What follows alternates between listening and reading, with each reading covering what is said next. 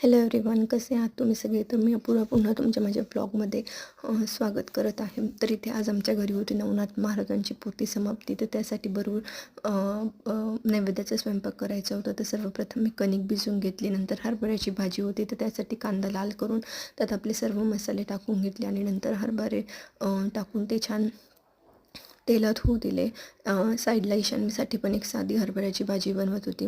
तर दोन्ही भाज्या मी छान तेलात होऊ दिल्या. तर त्यात हरभरे तेलात होईपर्यंत म्हटलं चपातीचे गोळे करून घ्यावे, कणिक एकसारखे करून घ्यावी. तर इथे माझा तोच उपक्रम चालू होता.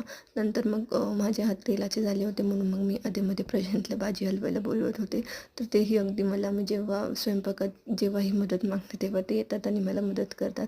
नंतर इथे भाजी छान तेलात झाल्यावर त्यात कोथिंबीर टाकून हवं तेवढं गरम पाणी टाकून कुकरमध्ये हरभरे शिजायला टाकले.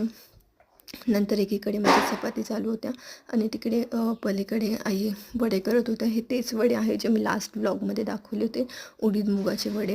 नंतर सगळं झाल्यावर आईने शिरा करायला घेतल्या. इथे मग मी शिऱ्यात साखर मिक्स करून तो छान होऊ दिला आणि इथे आमची पोथी वाचन सुरू झालं होतं. आम्ही सगळे बसलो होते आणि आमच्या नटखट मुलींची मस्ती चालूच होती. नंतर ईशान्यने एक छान डान्स केला आणि खूप मस्ती केली तिने आणि स्वर्णिकाने त्या दिवशी.